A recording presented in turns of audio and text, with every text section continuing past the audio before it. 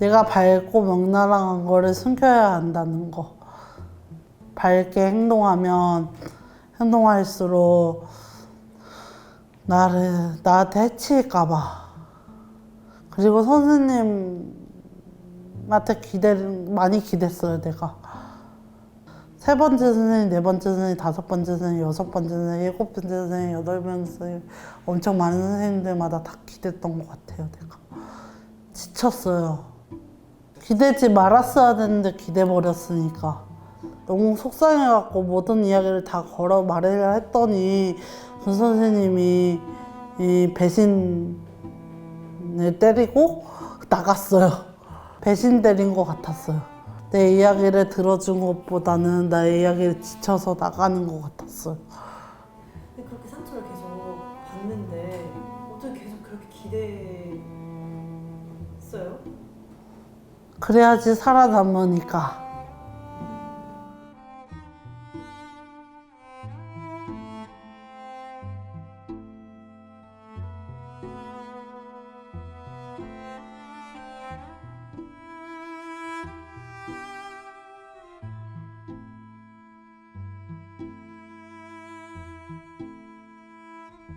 태어나서 첫 기억 같은 거 있어요? 네. 네. 이라고 이제 되어 있던데 네. 들었던 이야기라던가 아. 확인했던 사실이라던가 이런 그때는 애기들이 많은 방에서 살았어요. 들었던 이야기는 건 아니고 쓰여있던 거 읽어봤는데 거기에는 제가 많이 느렸다고 써 있었어요. 다른 또래보다. 한글도 마찬가지고 그래 기타 등등이 많이 느렸고 동생들을 잘 챙기는 이었다는 칭찬도 있었어요. 그러고 나서 네. 갔잖아요. 네. 그 기억은 있어요? 거기서 이제 넘어갔던 기억은? 그 넘어간 기억이 없어요. 그냥 어느 날 갑자기 집에 가 있는 거예요. 그러니까 서울, 부산 같은 법인이에요. 울타리 안에 거기 안에 장애인 부가 살고 있는 집이랑 애기들이 사는 집이랑 비장애인 시설에서 사는 애기랑 학교랑 다 있거든요. 그리고 특징이 그거예요. 침대가 다다다닥 붙어 있어요. 이렇게 바닥은 원래 스프링이 있어야 되잖아요. 그런 매트가 없이 그냥 바닥에서 그 얇은 이불 하나 있었어요. 겨울이든 춥든 덥든 상관없이 무조건 다 얇은 이불 하나, 천 하나가 우리 전부였어요. 그리고 옷도 일반 옷이 아니라 교복이랑 체육복밖에 없었어요. 내 옷이 없었어요. 교복은 학교 교복을 얘기하는 거예요? 네, 맞아요. 집에 있을 때 그냥 체육복 입고 있었어요.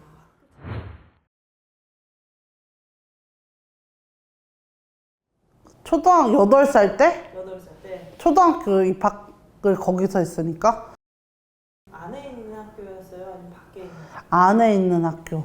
그러니까 건물은 여기 있으면 학교는 여기예요. 근데 되게 통합학교였어요? 아니요, 저는 그때 비장애인이었어요. 비장애인 등급이 없는 등급이 없었어요. 그러니까 장애인 반은 따로 있고 이쪽에는 또 비장애인 시설만 있고 여기 이쪽에는 애기들이랑 장애인들이 같이 사는 집인데 나는 비장애인 시설로 배정이 된 거죠.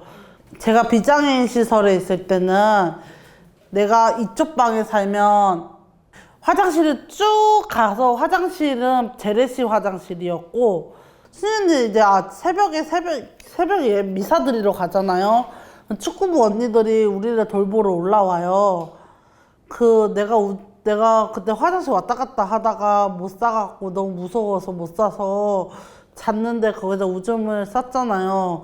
근데 그것 때문에 언니한테 끌려가갖고 몇 명 사람들 끌려가갖고 축구부당에다 가둬놓고 때리기도 하고 거기서 막 훈련시키고 막 그랬어요. 축구부 기합받고 막 그랬어요. 축구부 언니들한테 많이 맞아서 그 학교 생활을 제대로 못 해갖고 다른 장애인 부에 있는 네, 사람들이랑 친하게 지냈단 말이에요. 그래서 그쪽에 어느 날 갑자기 2학년 때부터 거기로 갔나? 해서 등급은 없지만 거기서 살았어요. 살다가 그 다음에 장애인 부에 장애인 방에 갔을 때는 화장실이 그 재래식 화장실은 아니지만 변기통 화장실이 쭉 있었긴 하지만 거기는 또 유리로 되어 있어갖고 셀로판지로 되어 있는 유리벽이 그렇게 돼 있어서 다 안에서 뭐 하고 있는지 다 볼 수 있는 보이는 그런 화장실이었고 그리고 그 옆에는 바로 방이었어요. 그 안에 있는 학교가 있는 아이들만 다니는 학교? 네, 맞아요. 거기는 장애인들은 또 장애인 반이 따로 있고 비장애인 반에는 다시는 못 들어가요, 대신에. 아예 그냥 완전 분리되어 있는. 네, 맞아요. 근데 건물은 똑같아요. 네. 제가 교무실을 찾아갔나 봐요. 거기서 제가 난리를 친 것 같아요. 저 여기 반 말고 다른 방을 옮겨달라고 했던 것 같아요. 그러니까 학교에서는 내가 적응을 못하니까 내가 자꾸 동문반에 놀러 간 거지, 한마디로. 왜냐하면 거기는 말 통하는 언니들도 있고 재밌었어요. 수업 시간에 또 일반 학급에서 또 공부하고 이제 수업 끝나면 이제 또 거기 가서 놀고 막 그랬어요. 비장애인들이랑 같이 있으면 재미없었거든요. 있을 때는 좀 그런 느낌이 들었어요. 안 맞는 느낌이 들었어요. 그러면 외출이나 이런 걸 한 적 있어요? 바깥으로 나가서 뭐 소풍을 간다거나. 있을 때 그런 게 없었던 것 같아요. 근데 그 안이 진짜 넓어요. 그래서 뭐가 딱히 답답하다는 느낌이 안 들었어요. 다른 데 나가본 경험이 없어서 그런 건 아니에요? 맞아. 그냥 당연히 우린 가난하니까 요구할 수가 없었던 것 같아요. 당연한 거기 때문에. 지금처럼 나 이거 갖고 싶어서 그래서 나 이거 가질래 이게 아니라 그런 게 없었던 것 같아요. 그런 말을 해본 적도 없고. 네. 또 장애 아동들이 지내는 곳이 있는데 굳이 그러니까는 장애 아동들이 가는 시설로 다시 간 이유는 뭐예요? 대통령님이 하시는 말이 나라에서 보내라고 해서 보낸 거라고 하네요. 네. 그래서 다 같이 보낼 수밖에 없었다. 이렇게. 그래야지 또 받을 수 있으니까, 사람을. 제가 살 때까지만 해도 내가 장애인인 걸 몰랐어요. 그리고 장애인이어도 그렇게 딱히 느낌이 안 났어요. 그냥 거기서 살면서 언니들이 조금 나보다 조금 부족하구나라는 생각만 했지. 특수학교 다닐 때도 나보다 조금 부족하구만 생각만 했지. 장애인이어서 여기 살고 장애인이어서 여기 학교 다닌다라는 걸 생각을 못 했던 것 같아요. 당연히 내가 도와줘야 되고 당연히 내가 동생을 돌봐줘야 된다는 생각을 했죠. 다 같이 그럼 이사를 갔으면 되게 대규모로 이동을 했겠네요. 네, 맞아요. 그러니까 몇 명 사람들이랑 같이 옮겨졌거든요. 그래서 어떤 언니들은 그룹홈으로 갔고 운영하는 그룹홈으로 갔고 몇 명 사람들은 방이 나눠서서 갔고 어떤 애들은 남는 사람도 있었고 몇 명 사람들은 다른 시설에 간 사람이 있었고 짐은 안 썼어요. 짐이 없었어요. 책가방 하나만 들고 왔어요. 책가방에 아무것도 안 들었어요. 쌀 게 없어요.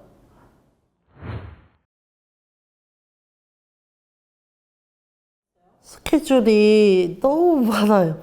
동그라미에서 보면 아침에는 일찍 일어나서 밥을 먹고 동생도 세수시키고 양치하고 그 다음에 옷 갈아입고 가방 내고 쭈루루 이제 서 있다가 이제 내려가서 원장님 한번 껴안아주고 학교 갔다가 학교에서 학교 끝나고 고정무용도 하고 그리고 그걸 마치고 와갖고 집에서 옷 갈아입고 운동복으로 갈아입고 스케이트장 가서 스케이트 타고 저녁 먹고 저녁 먹은 다음에 수영장 가서 수영하고 그 다음에 집에 와서 잤어요.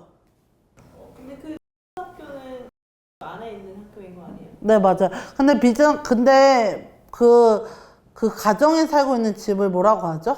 아, 제가 재가장애인들도 오고 시설에 있는 애들도 오고 막 그랬어요. 학교에서는 사랑 많이 받았어요. 내가 아침 일찍 가서 청소 다 하고 학교 선생님가 물도 끓이고 그렇게 해갖고 해서 선생님들이 선물도 사주고 나도 모르게 하고 있더라고요. 누가 시켜서 한 거 아니고? 시킨 건 아닌데 다 언니들은 다 그렇게 하니까 나도 당연히 해야 되나라는 생각을 했어요. 몇 명 정도 있었는지 혹시 기억나요? 그 기억이 안 나요. 기억은 안 나요. 그냥 한 방에 그냥 5명 그리고 잘 때는 10명 이렇게 해서 잤던. 그 옆방은 또 담임이 쌤이 있고 이쪽도 담임쌤이 있고 사회복지사가 있고 하는데 선생님들 쉬는 날이 있고 야근하는 날도 있고 그거 있잖아 교대 공부하는 날도 있잖아요. 그때마다 이렇게 방을 같이 자고 그랬어요. 집은 내 방이 일단 방에 내 친구가 있고 그 다음에 내 옥장이 있고 내 옷이 있어서 좋았어요. 내 거라고 이름을 다 적어주셨어요. 네, 물건 하나부터 10까지 내 물건이야 이거 네 거야 이렇게 딱 칭해준 거. 근데 대신에 안 좋은 점은 다 옷마다 바지마다 이름을 다 쓰여야 되고 물건마다 다 이름을 써야 돼요.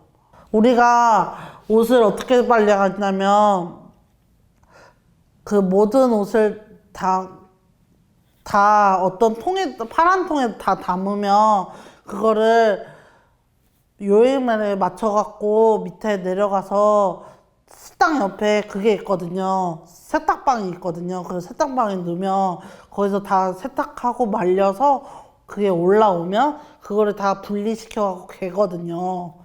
자기 거 꺼내서 이렇게 자기 서랍 정리하고 그런 거. 한 번은 제가 우리 다 같이 여행 어디를 놀러 갔어요. 맛있는 거 먹으러 큰 차 타고. 근데 거기 동생이랑 나랑 화장실을 간 거예요. 근데 그 전에 내가 선생님한테 말한 게 아니라 선생님한테 이야기한 거예요. 저 화장실 좀 갔다 올게요. 기다려주세요 라고 말을 했다. 근데 차가 떠난 거예요. 저가 거기 재래시 화장실 가갖고 우주 쌌는데 그리고 동생 챙기고 있었는데 떠나갖고 저 엄청 울어갖고 울고 그래서 거기서 경태서 찾아가서 길 알려달라고 하고 동생이 갖고 있었어 미아팔찌를. 그래서 그거 보여주고 그 다음에 거기 집에 가야 한다고 해서 다시 데려다 줬는데 그게 웬일 내가 가출한 줄 알고 저 엄청 혼났어요. 벌 쓰고 손바닥 맞고 발바닥 맞고 했는데 너무 억울하다고 울고불고 했는데 말 똑바로 해! 이렇게. 제가 말을 이렇게 정확하게 이야기하지 못했던 시기가 있었어요. 말을 안 기다려주나? 아니요. 그게 아니라 너는 할 수 있는데 왜 말을 못하냐는 그런 것 때문에 그런 것 같아요. 비장애인 쪽에서도 맞추기 힘들었고 장애인 쪽에서 맞추기 힘들어서 중간에 나는 내가 누군지 그게 너무 힘들었어요. 그러니까 어딘가에 소속을 해야 하는데 그 소속이 제기가 너무나 버거웠어요. 힘들고. 어리잖아요. 초등학생이면 당연하게 생각해야 될 것들을 우리는 그냥 몰랐던 것 같아요.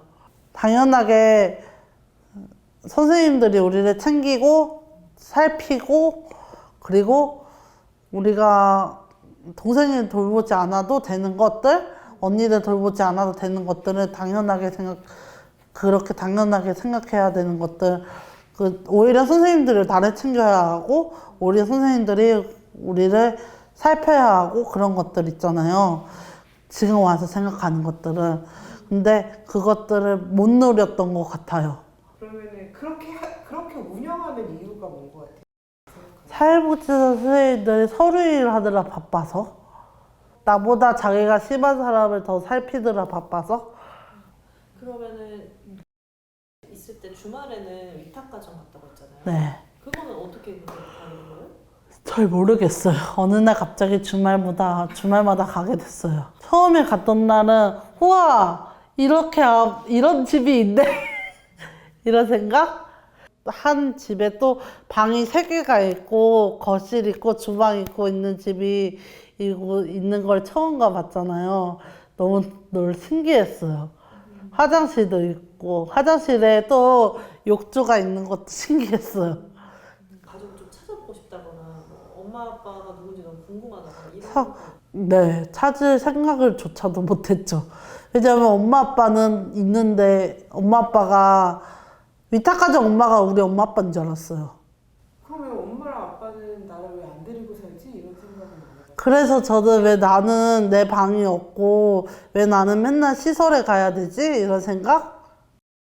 왜 엄마 아빠랑 살고 오빠도 왜 엄마 아빠랑 사는데 왜 나는 맨날 가야 되지? 그러니까 학교 때문에 가는 줄 알아. 학교 때문에 그 옆에서 사는 줄 알았는. 갔을 때는 엄마 아빠가 생겼잖아요. 그래서 당연히 엄마 아빠가 딱 뚝딱하면 생기는 줄 알았어요.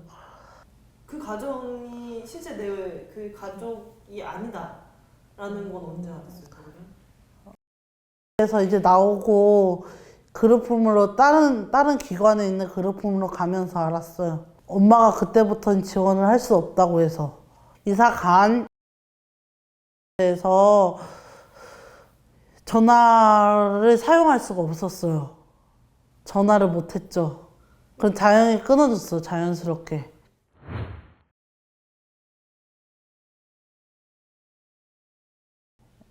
이라는 사람이 있었는데 언니가 그래서 적응을 너무 잘하고 비장애인들처럼 잘 사는 거 보고 또 비장애인처럼 잘 살 거라고 가면 그렇게 생각해서 보냈대요. 조금 더 자유롭게 살라고 보내줬는데 더 오히려 자유로운 것보다 더 갇혀 살았어요. 선생님들의 취향에 따라서. 그냥 가는 거다 이렇게 받은 거예요. 네. 아, 저는 결정권이 없었어요. 그래서 짐을 싸고 울면서 짐 쌌죠. 그래서 가면 좋을 거야, 잘해줄 거야, 이렇게 해서 갔는데, 제가 방학 때 잠깐 갔어요, 거기를. 남자 오빠가 저 이불을 뒤집어 씌우고, 그 문 잠그고 뒤집어 씌우고, 그 올라타갖고 저를 괴롭혔어요. 선생님은 모르고 있고, 남만 그렇게 알고 있었단 말이에요. 그래서 그 오빠는 나중에 분리가 됐는데, 내가 이야기했어요. 이 오빠 때문에 이 오빠가 이렇게 이불 뒤집어 썼다 했더니 분리가 됐고, 그 다음에 나는 다시 왔어요. 그래서, 아, 나 해결됐구나. 나 다시 사는구나. 라고 생각했는데, 나중에는 이제 다른 그룹홈으로 옮겨진 거죠. 그래서 하는. 근데 그때 그 당시에 내가 그게 성추행이라고 한 걸 인지를 못했던 거죠. 그리고 내가 한 고등학교 때 이제 성교육을 시작했단 말이에요. 그러면서 그때부터 아, 이런 게 성추행을 당했구나라는 생각이 들었어요. 근데 그 선생님들 그거 알았을 거 아니에요? 이야기했는데 내 말을 안 믿어줘요. 오빠가 워낙 잘하니까. 워낙 오빠를 믿고 있었으니까. 그냥 분리가 된 거는 우리가 이제 집에 가야 이제 기간이 다 됐단 말이에요. 그래서 이제 한두 달 됐으니까 이제 학교 가야 되잖아요, 다시. 그래서 학교 마무리 해야 하잖아요. 그래서 그것 때문에 다시 간 거고, 그리고 그 오빠랑은 이제 같이 안 살게 된 거죠. 그러니까 이제 그 문제를 해결하기 위해서 다시 돌려보낸 건 아니고 네. 가야 할 때가 돼서 간 거고. 네, 맞아요. 없었던 것처럼 돼버렸어요, 그 일이.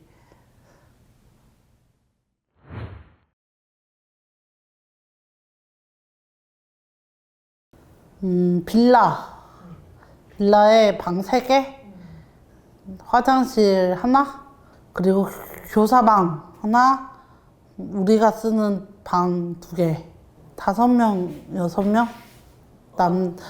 남자도 있었고, 아동, 여자도 있었고.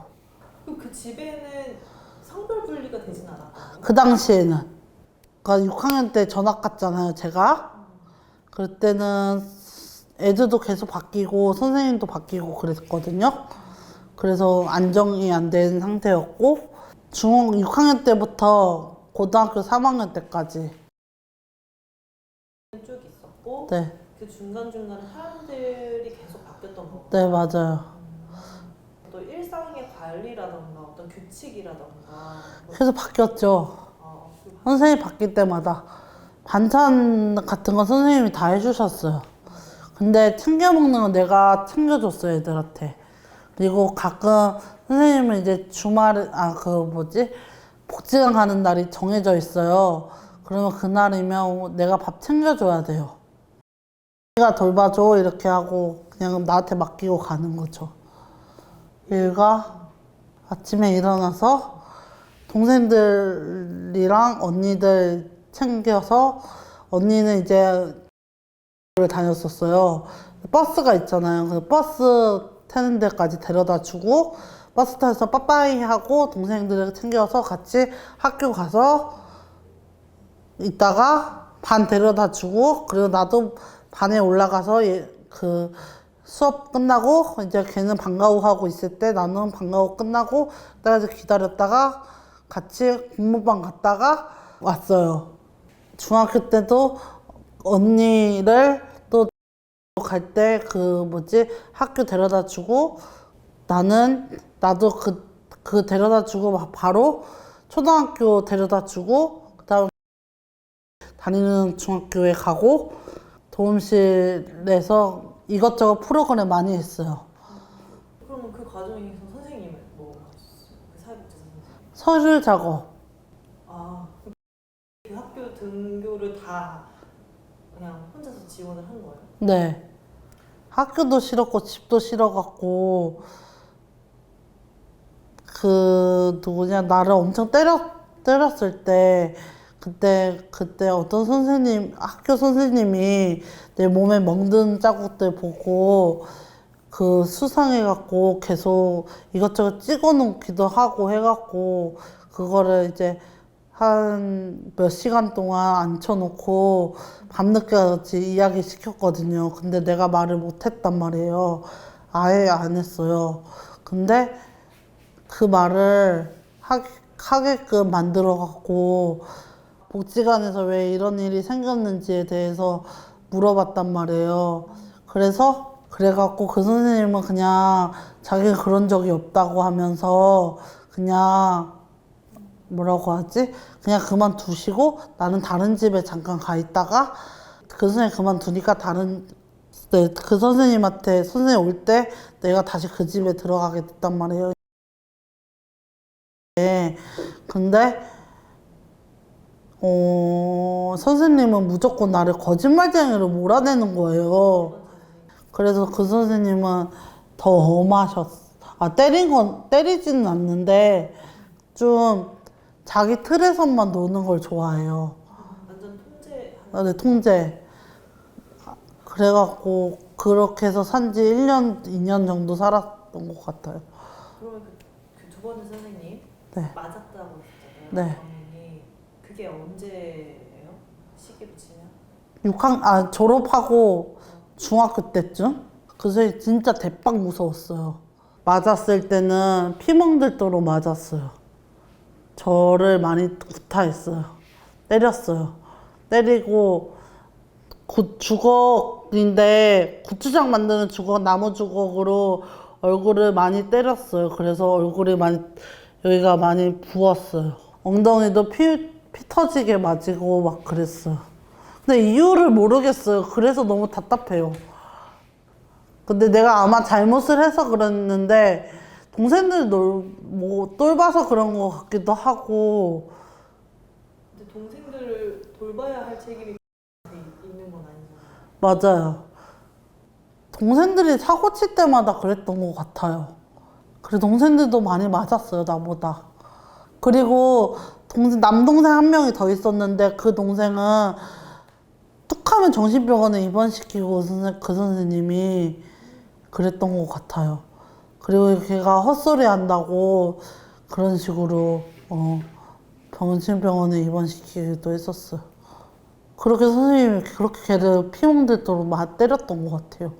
그 동생을 어떤 선생님이 와갖고 남자애를 그 물로 막 고문시키기도 하고 막 그랬었어요.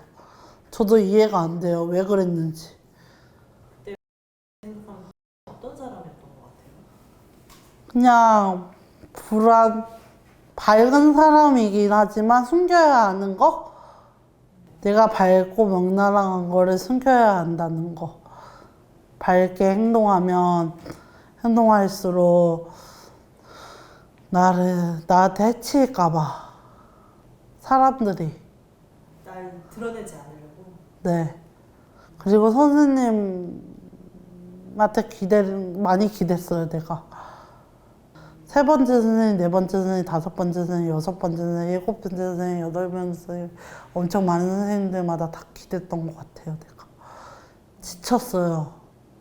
마음을 기댔던 것 같아요. 기대지 말았어야 되는데 기대버렸으니까. 근데 그 상황에서 내가 기대서는 안 되는데 자꾸 기대다 보니까 상처가 더 많이 커진 것 같아. 내가 어떤 쌤한테 너무 속상해갖고 모든 이야기를 다 걸어 말하려 했더니 그 선생님이 이 배신을 때리고 나갔어요. 배신 때린 것 같았어요. 내 이야기를 들어준 것보다는 나의 이야기를 지쳐서 나가는 것 같았어요. 근데 그렇게 상처를 계속 받는데 어떻게 계속 그렇게 기대했어요? 그래야지 살아남으니까. 그 공간에서? 네. 그 성인이 되기 전에 네. 고등학교 때부터 일을 했잖아요. 네, 맞아요. 고등학교 2학기 때부터. 사회생활 시작하면서부터 많이 힘들었어요. 그 전까지는 다 당연하다고 생각을 했던 것들이 사회생활 하면서 이제 그냥 동생도 돌보고 언니들도 돌보는 건 당연하다고 생각했는데 내가 일을 하면서 이제 일도 힘들잖아요. 사실은 바리스타 일이라는 게 하다가 집에 오면 또 집안일도 해야 하고 동생들도 돌봐야 하고 하는 것들이 너무 버거운 거예요.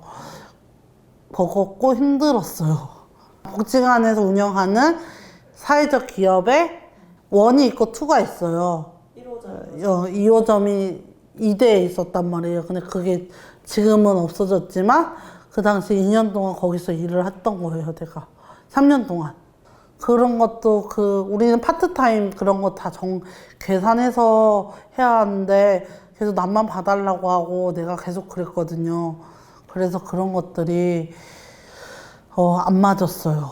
예를 들어서 1박 2일 여행을 간다 하면 혼자만 일 끝나고 집에 가서 쉬는 게 다른 사람들은 괜찮아 오케이 하잖아요. 근데 그걸 보면서 그게 안 돼요. 너 혼자 집에 있으면 위험하니까. 왜냐면 그 당시 내가 청소년이기도 하고 그래서. 근데 이거에 대한 조율을 당연히 해야 했어요? 네. 왜냐하면 선생님은 매니저가 고용된 매니저님이었고 그리고 복지관에서 관리하고 있는 그 선생님들은 CCTV로 확인을 한단 말이에요. 그래서 얘가 근무를 했는지 안 했는지 다 확인을 하고 그다음에 거의 일반 가게라고 똑같았다고 생각하면 돼요.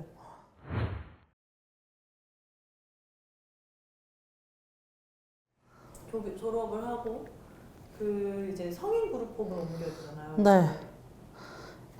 저는 옮길지 몰랐는데 일주일 되니까 갑자기 다른 동생들은 다 가기로 다 결정이 된 거예요. 동생들이랑 언니들이랑 가는 거는. 근데 나는 안 갈 줄 알았어요. 갑자기 나보러 짐을 싸라는 거예요. 애들 다 보내놓고. 이제 아동은 아동대로 아동은 다 시설로 갔고 거기다 말을 못하거나 장애 정도가 심한 사람들 또 시설로 보내고 해갖고 나는 이제 나만 남았잖아요. 그래서 나는 이제 또 그 그룹홈에서 있는 다른 그룹홈이긴 하지만 다른 그룹홈으로 옮겨진 거죠. 또 선생님도 바뀌고 또 친구 사람들도 계속 옮기고 바뀌고 막 그랬단 말이에요. 20살 때 이제 집도 옮기고 하니까 그러면서 좀 안 좋은 관계가 됐단 말이에요. 뭔가 그래서 제가 죽으려고 자살 시도하다가 걸려갖고 병원에 입원했어요. 정신병원에 처음으로 입원했다가 1년 뒤에 나왔어요. 근데 그 약을 왜 먹고 있는지 나도 몰랐고, 그리고 그 약을 그 당시에 내가 너무 싫으니까 내 얼굴을 계속 지우면 지울 수 있는 사람인 줄 알았어요. 그래서 계속 물로 막 계속 지우고 또 지우고 그랬거든요. 그래서 약도 계속 거부하고 하다가 또 계속 끌려가갖고 병원 안에 있는 독방에다가 gat혀서 주사 맞고 자고 막 그랬어. 그래서 지금 되돌아보면 그때 씨는 왜 아팠던 것 같아요? 사람들이 자꾸 바뀌고 불안한 상태에서 계속 살았기 때문에요. 안정되지 못하고 그게 언제 무너지고 언제 깨질지 몰라서 불안하고 내 인생이 앞이 보이지 않고 캄캄해서 그랬는데 강제 입원을 당했죠. 그런 상태였는데 구급차가 와서 같이 걸어서 내려와갖고 탄 거밖에 기억이 안 나요. 거기서 응급실 가갖고 주사 맞고 그 다음에 한참 있다가 거기 병원으로 갔던 것 같아. 있는 그 다른 병동으로 옮긴 것 같아요. 내가 여기가 정신병원이고 내가 지금 입원하고 있고 내가 나갈 수가 없고 이런 거는 어떻게 알게 됐어요? 다 몰랐는데 다 진짜 거짓말 않고 몰랐거든요. 내가 왜 병원에 입원했고 왜 약을 먹어야 되고 이런 거 다 몰랐지만 자립하고 나서 알았어요. 퇴원할 때까지 몰랐어요? 네, 그냥 당연히 먹어야 되는 약인 줄만 알고 선생님이 안 가르쳐 줬다니까요. 그래서 내가 약을 중단한 거죠. 약을 대해서 머릿속이 그러니까 주사에 미쳐서 주사 맞잖아요. 이 물건이 있는데 예를 저 책상이 있잖아요. 이 책상이 안 보이는 그걸 뭐라고 설명하지? 환각에 빠진다고 해야 하나? 그리고 1년 동안 그냥 병원 안에서 그 음악 치료했던 거, 잠잤던 거 그런 것만 생각나요. 찾아오는 사람들이나 거기서 뭐 면회 온 사람이나 면회는 한 사람, 사회복지사 선생님 많았어요. 한 번? 두 번? 그럼 그 선생님도 와서 설명을 안 해줬어요? 네, 맞아요.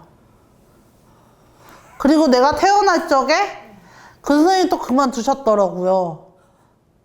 저 자립할게요 라고 했었을 때 선생님의 반응은 어땠어요?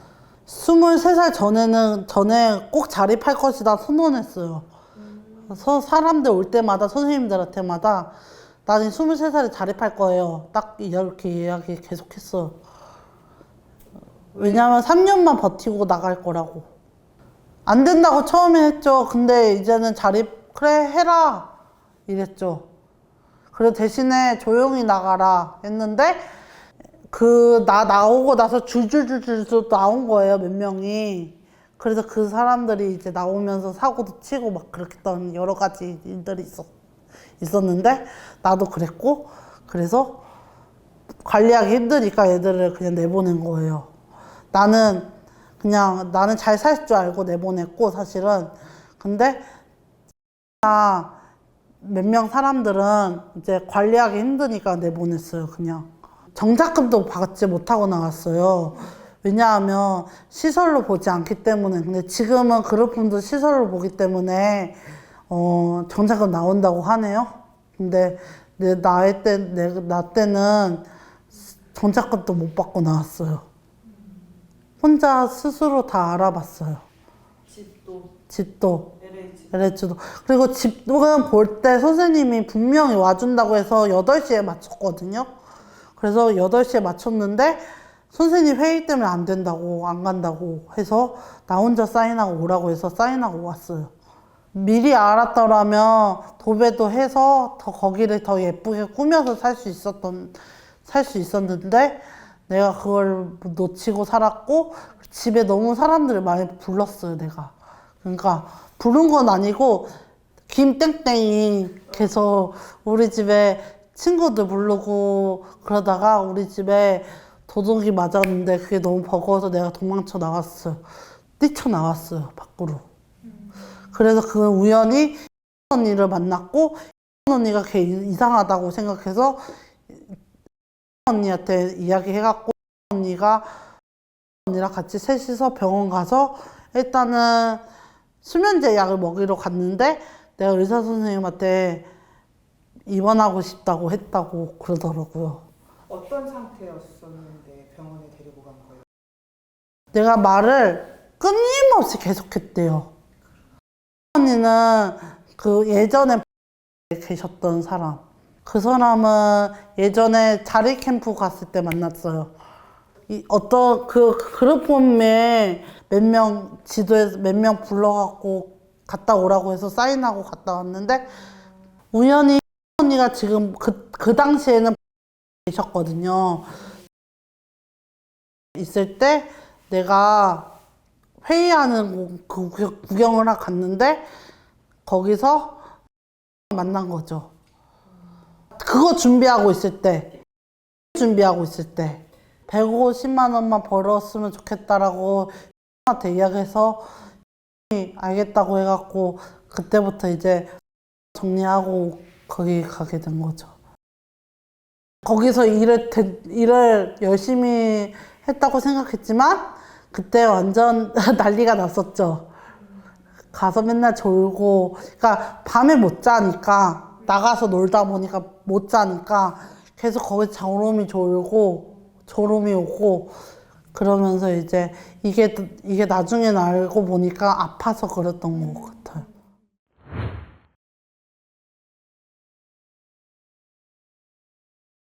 그냥 일단은 내가 너무 다급하니까 갈 데가 없잖아요. 일단 그 집에 들어가기 싫고 버겁고 관리하기가 힘드니까 그래서 내가 선택할 수 있었던 거는 병원밖에 없었던 것 같아요.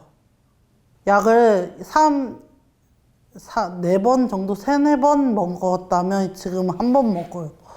입원했을 때? 나 입원했을 때 4번 정도 먹었던 것 같아요. 하루에. 그러니까 병원이 이 병원 저 병원 왔다 갔다 한 게 1년 반이었대요. 왜 바꿔갔던 거예요? 병원을? 여기서 치료 못하니까 그리고 아프고 내가 쓰러지고 그래서 근데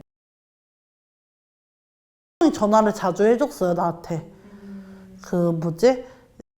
병원 갔을 때 전화 많이 해주고 꼭 자립할 수 있을 거야 이렇게 응원도 해주고 없었더라면 내가 다시는 살 수 없었을 것 같아요. 근데 를 만나고 나서 자세히 더 잘 알게 되고 나서부터는 살 가치가 생긴 것 같아요. 그렇게 많이 상처 받아봤는데 한테는 또 상처 받을까봐 걱정이 안 됐냐? 상처될까봐 걱정 많이 했죠. 그래서 더 내가 더 막 밀어내기도 하고 엄청나게 했었죠. 그러니까 손을 내밀었을 때 그 손을 잡고 가는 사람이 있고 그 손을 놓는 사람이 있잖아요. 나 그 손을 잘 잡아서 갔다는 생각이 들었어요. 근데 끝까지 나를 믿어줬고 그 다음에 힘을 내라고 힘내라고 이야기해 준 것 때문에 저는 그래도 살아 있지 않을까? 운동하고 있지 않을까요? 그럼 앞으로 어떻게 살고 싶으십니까? 저는요 열심히 운동도 하면서 제주도 여행 다니면서 지내고 싶어요. 그리고 친구들이랑 재밌게 잘 지내고 싶어요.